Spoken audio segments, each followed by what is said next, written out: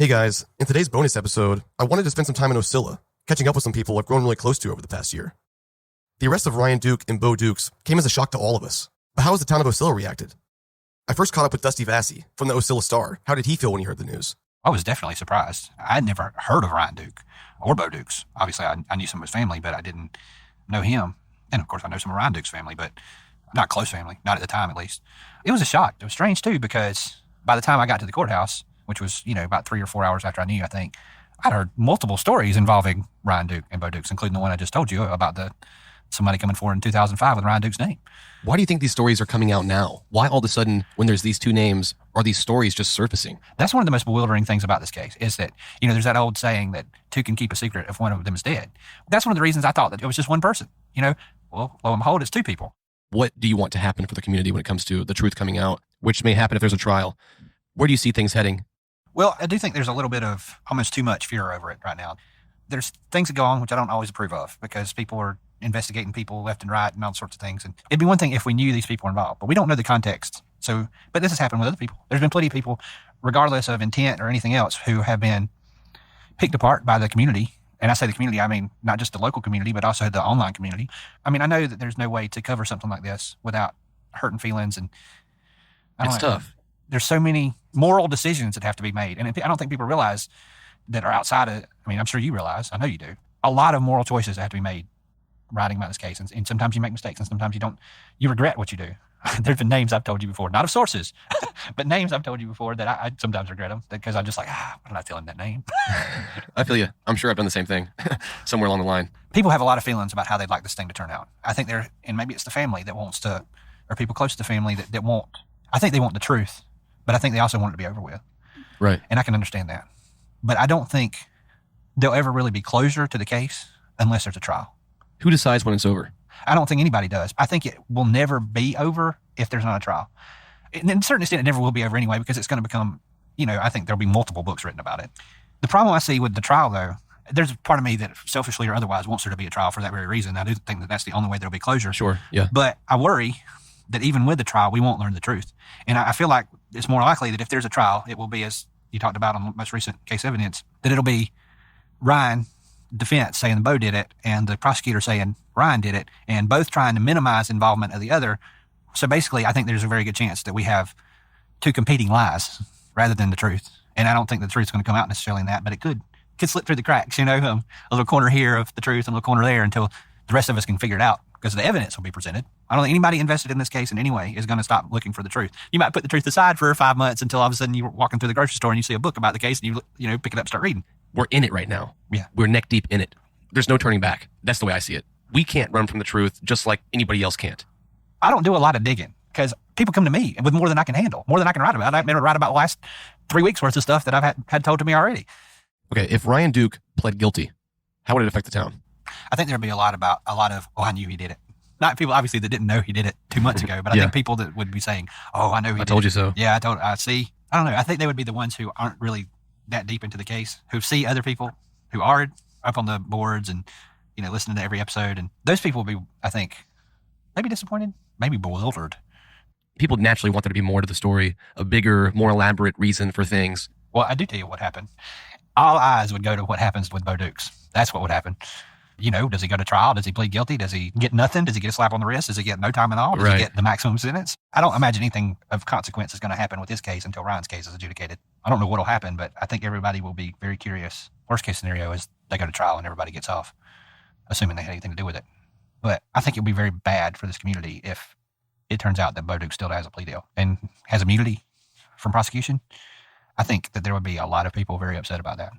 Let's just say that Ryan Duke does maintain the not guilty plea and the court system takes forever. How would that affect this community? Well, I have a friend who has been in jail for 3 years here without trial or bond. Now, he's been in jail for 3 years, more than 3 years. Why? Why has he been in trial for 3 years? That's a long time. That's a really long time. So why would this case be any different? Because it is different. Because all the eyes. If I had to guess, I would say it's going to be about a year. If Ryan Duke did kill Tara, how did he live here in this town that long and go unnoticed like that? Well, I've sometimes thought about how we don't really want safety. We want the illusion of safety. I spent the night at the house of a guy who was convicted of murder before. I felt completely safe. Really? Really, yeah. He was one of my dad's friends who I believe he killed somebody in jail. And jeez. Yeah. There's multiple unsolved murders in the area. I mean, so we probably, unfortunately, come in contact with people who have killed other people more than we know. You bring up this question about, okay, well, if Ryan Duke's the killer, how do we feel about living in the same community with him? I think most people thought that it was somebody from the community, so we've always felt that way. There were a few people who thought it might have been somebody from another town, but not that far away. I mean, I never heard anybody say, well, I think it was a stranger. No.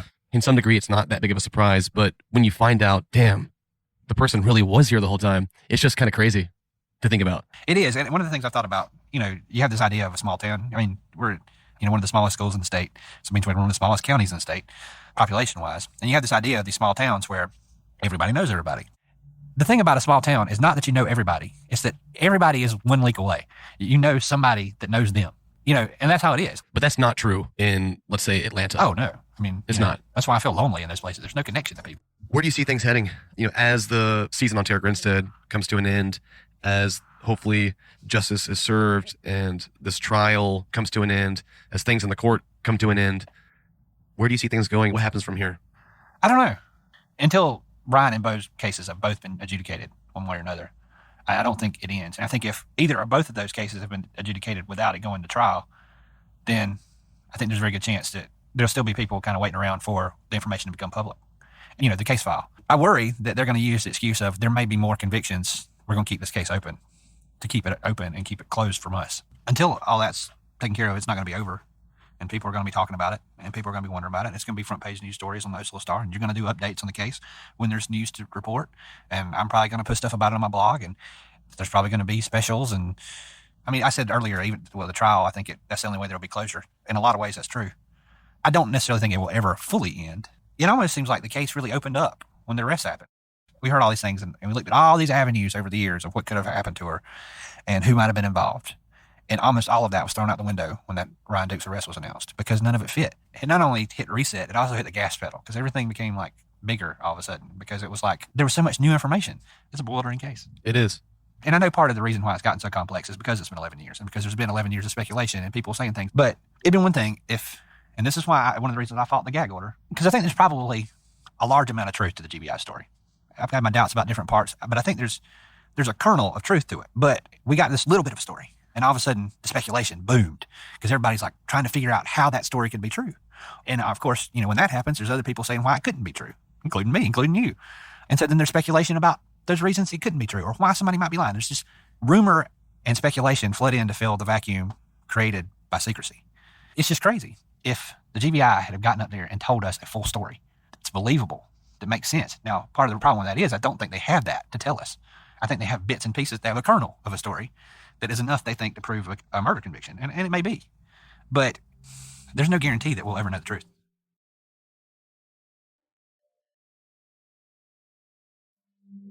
My next stop in Ocilla was the mayor's office. The last time he spoke on the podcast was coincidentally exactly a week before Ryan Duke's arrest. I asked him to walk me through the day he found out. I got a call just the night before the press conference from our police chief, just letting me know that an arrest had been made and that there would be a press conference led by the GBI and that I should be there at the courthouse. So I knew that much before everybody else. But I really have tried to make sure, even though people say, oh, well, the police chief works for you. Yes, in some capacity, but at the same time, I don't want to interfere because I'm not law enforcement. So I've been very careful just to give them, it's much easier because Chief Billy Hancock is an amazing guy and very trustworthy. And so he makes it very easy to let him do his job because he does it so well. But I went to the courthouse, actually walked over with the members of the Ocilla Police Department, and I actually was in a side room kind of behind, you saw where we came out from behind the judge's bench. Mm-hmm. Actually, Tara's father and stepmother, they were there at the press conference that day, were in that side room, and I got a chance to speak with them and actually pray with them.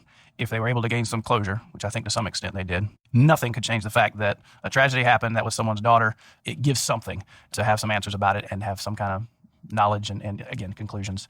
Obviously, the press conference that day was, I guess time stood still a little bit, or everything else got pushed to the back burner because that became the highlight. There was obviously some shock. Ryan Duke having not been on the radar, the theories and possibilities that obviously weren't true, if it's Ryan Duke, that really shocked everybody because it was like, okay, everyone had their theory or whatever, and then, out of left field, GBI comes in and makes this arrest, and it just kind of took everyone completely by surprise. And of course, then there's all the talk about that. The media attention is not something we're used to in Little Ocilla, Georgia. If they're not keeping up with it on their own or in the news, they can always tell when something regarding the Tara Grinstead case is occurring at the courthouse because there'll be a couple news or the media vans set up and cameras outside and everything. It's amazing to me. I mean, I knew this was a big story, beyond Irwin County, beyond Ocilla. But when I'm going to different places to hear people that ask me about this, when I say the words Ocilla, Georgia, and people ask me about you because they heard my interview previously on the podcast, Really? so you've got quite a fan base. And people in faraway places, way up in North Georgia, will say, "Do you know Dusty Vassy?" Yes, I do. He's a friend of mine. As far as the town's reaction, probably for a lot of people, the shock of it still brought some level of, I can't think of another word besides resolution. And I got interviewed a couple times by some people after that press conference. I got asked the same question. And I said, this doesn't change the fact that a tragedy still occurred here. It just brings about some closure. And if that can help the healing process for the family and for the city of Ocilla, then today was I guess I can say a good day, but at least it allowed something to happen that was positive. I'm really glad, because I believe this the whole time that I've gotten to know our local law enforcement and the interactivity with GBI agents that come through. I remember saying very specifically that they never considered this a cold case, and I think that was a testament to their persistence and professionalism. And while something bad did happen, they reached a conclusion and figured out what happened, and now responsible parties will be held accountable. And while that doesn't change the fact that bad things happen, it gives us, I guess, a better sense of comfort about our city, certainly, and about the guys that keep us safe. I'm sure there were some people that were starting to lose faith that there would be, and that's just natural, that's human. So while they were persistent and kept going, so to have that faith restored a little bit, that okay, if we keep at this, something's going to shake loose, and it did. Immediately following the press conference, I got a flood of information from people who all of a sudden had all this information on Ryan Duke and this other guy, Bo Dukes. At that time, Bo Dukes had not been announced. I remember being in the Ocilla Star with Dusty, Donald, and you were there for a brief second, and I was kind of asking out loud, should I mention Bo Dukes' name, right, or should I censor it? And you kind of talked to me a little bit and gave me some good advice and basically said that why would I jeopardize the integrity of what I've done so far, the whole body of work, off of one hunch? Is it worth it to do that? Do you remember that conversation? Yeah, actually I do. What do you think about that now, that it kind of came full circle and, hey, we were exactly right? I would give you the exact same advice, even knowing that the outcome was different, because at the time it wasn't. I remember my thought process in talking to you about that. I guess my fear for my city just after the press conference was one of the very positive things that happened with having some kind of resolution, some answers. Here's now who had been a faceless, perpetrator, now had a name and a face. And so theories about people, I mean, some of which you kind of got into in your podcast, there's names of people that are in Ocilla that were either, maybe they were suspects with law enforcement, or maybe they were just suspects in public opinion. Those people very clearly at that point of the press conference were innocent. And so the positive thing about the press conference was that was resolved, and people who, again, mostly in the court of public opinion, not in actual law enforcement circles, they'd been suspected. Well, they could no longer be suspected. My fear was, okay, now this story, and even in your podcast, it took a sharp turn in a direction that nobody expected. And I was worried that was just going to stir up a whole new set of rumors and suspicions. And if all we did was change the names of the people we suspected with scant evidence, that we would just be doing the same thing, and we wouldn't have learned our lesson to be careful about. Because in any town, people love to characterize this in small towns, but you go to any community and there are people who really enjoy gossip. Right. and just, take a little bit of fact and extrapolate it out into something that may not be true at all. Just playing telephone. Exactly. So my fear was, here's a bunch of rumors about this person that may or may not be connected. But until you actually have a connection, you start publishing that stuff. If you put it on your podcast, if Dusty puts it on his blog, then we may be doing the same thing just to a separate group of people. And so that was my fear. So I'm really glad that you held off on that. And then, of course, later, when those things did have a little more substantial evidence and proof and there was some kind of action taken, then at that point, you're just reporting fact. You didn't have anything to gain by taking the long shot and throwing someone's name out that if they ended up having nothing to do with it, you would have been able to move on. Right. With the podcast and just change the names. You just put that person's name out there to 1 million people and didn't go back and clear it up. So that's why I'm glad you were more careful with that. You certainly could have put some stuff out there before, because I bet you've heard other names besides his. And that microphone's got a lot of power right there in your hand. So I'd ask people to be careful with that. A fear as I, watch out for my city. If this is the only thing people know about Ocilla, then, I hope we can show them the other side. And I appreciate you've done that on a couple podcasts and just try to point out some of hey, here's just a normal community where this bad thing happened. What resolution are we looking for at this point? What is the next step in a resolution for this community? Obviously, to hold guilty parties accountable. And that's not just our city. That's what people want in general, is people be held accountable for what they've done. And I'm sure this is, as far as the information in the story, I think what people would like is the play-by-play of exactly what happened. Because the information we have is from the warrants. And I bet you and Dusty Vassy have studied those and critiqued the wording and things like that. And there's not much to study. Far more than I have. Yeah. What we want as human beings is to get all the details that go, oh, so that's what happened. And then once there's this ability to move on. Or I guess in some cases it really would be to satisfy a curiosity. Wow, this is a terrible thing that happened. How could it happen? What was the play-by-play? I don't know if and when we'll get that. Is that the next step? I think that's what a lot of people want. I think that may be a long time before that level of detail comes out, if ever. There's one person on trial, and He just pleaded not guilty, and I don't know the background behind the scenes reasons and what's going on back there. So, like I said, I think that's what people desire. I don't know to what degree that will happen, but for now, they found a guilty party, and it's about holding that person accountable. It is an ongoing thing, but it does not define us, and that's the thing you and I have talked about as far as you've got 1 million listeners right now, and the only thing they know about Ocilla is this is where Tara Grinstead disappeared, and now we have a few more answers since you started your podcast. And if that's all they know, that's their whole impression of Ocilla, then they're missing a huge part of it. You know, we'd love for you to come down the last Saturday in October to the Georgia Sweet Potato Festival, I'll be here. We've held here since the early 60s. We just celebrated the 2nd annual Prater Music Fest. Dave Prater, from the hit duo Sam and Dave, who's in the Rock and Roll and R&B Hall of Fame and the Georgia Music Hall of Fame, he grew up here. 2 years ago, we had a Dave Prater Day honoring him. There's a sign as you come into town saying, "Welcome to Ocilla, home of Dave Prater."